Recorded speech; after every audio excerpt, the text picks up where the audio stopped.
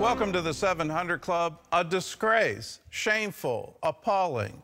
These are the reactions to the U.S. vote to abstain on the UN resolution which called for an immediate ceasefire in Gaza. This action reflects yet another major break between Israel and the United States over the war to defeat Hamas. Chris Mitchell reports from Jerusalem.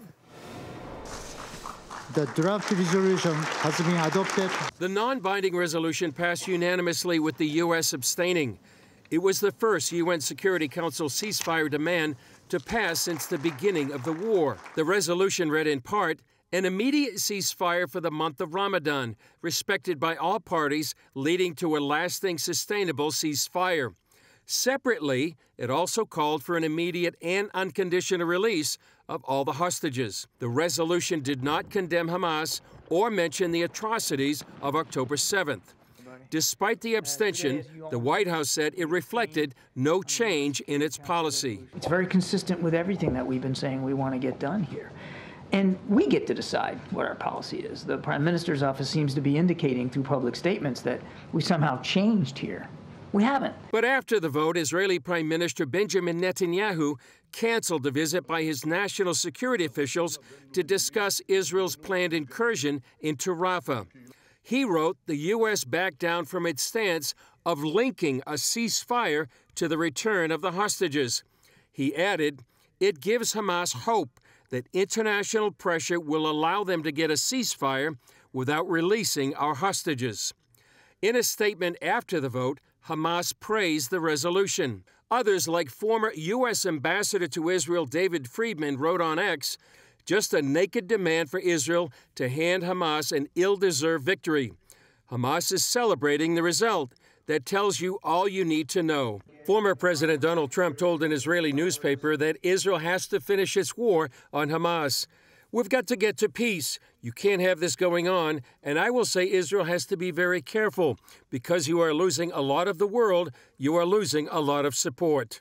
Representative Mike Waltz sharply criticized the move. It's shameful. We don't go neutral when it comes to Israel. It's ridiculous. And if I were Netanyahu, I would pull back his delegation. Democrat Senator John Fetterman wrote, it's appalling the United States allowed passage of a resolution that fails to condemn Hamas. Republican Senator Ted Cruz wrote, today's resolution is a capitulation to and victory for Hamas. But Senator Bernie Sanders praised the resolution and wrote, the U.S. must push all parties to honor the ceasefire and rush massive humanitarian aid into Gaza to feed starving people. Israeli Defense Minister Yoav Gallant, already in Washington, warned of consequences if Israel does not defeat Hamas. We have no moral right to stop the war in Gaza until we return all the hostages home. If we do not reach a clear and decisive decision in Gaza, it may bring us closer to war in the north. Chris Mitchell, CBN News, Jerusalem. Well, I join with those who are appalled by what the U.S. is doing here. It's giving aid and comfort to Hamas. It's a terror group.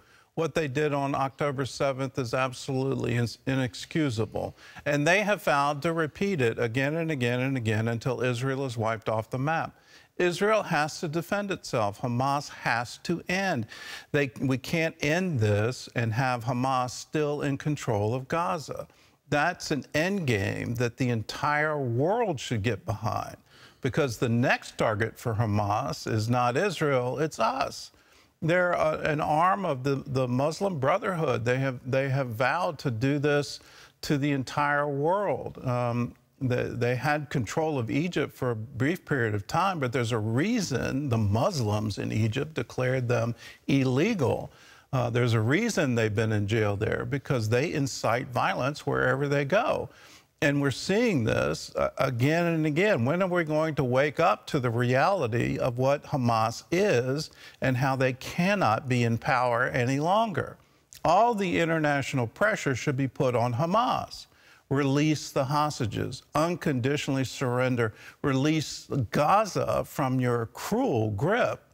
Now, when you look at the humanitarian crisis, what's the main cause of that? It's Hamas. It's not Israel. You can say, well, it's the war and all of these things. Who started the war?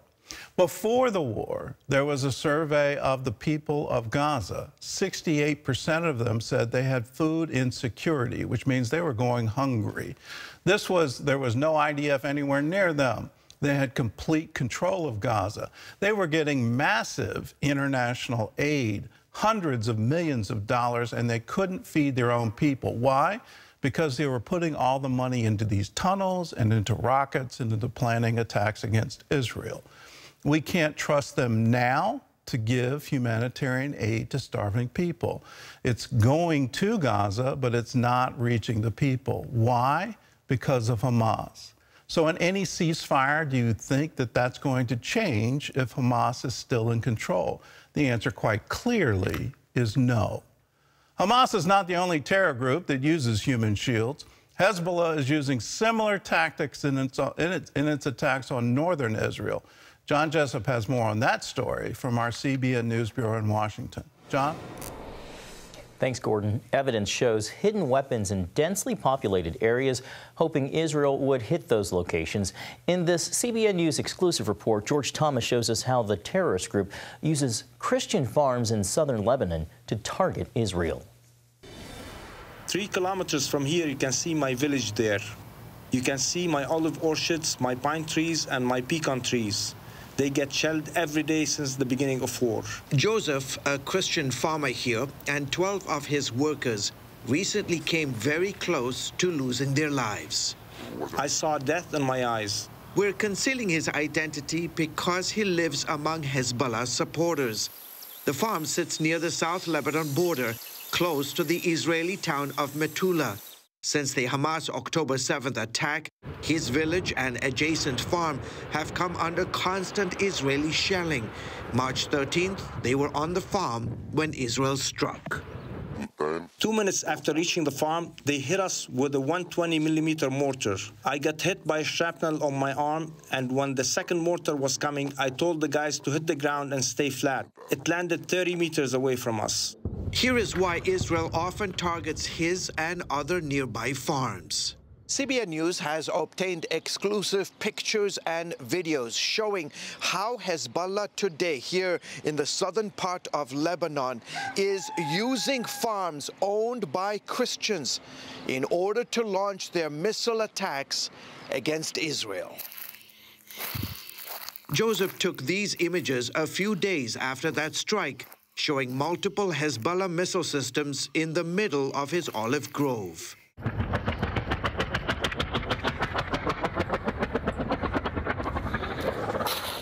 They keep using our land as a launching pad. They assemble their missiles here, then fire them into Israel. He's been losing money since daily border fights erupted 5 months ago.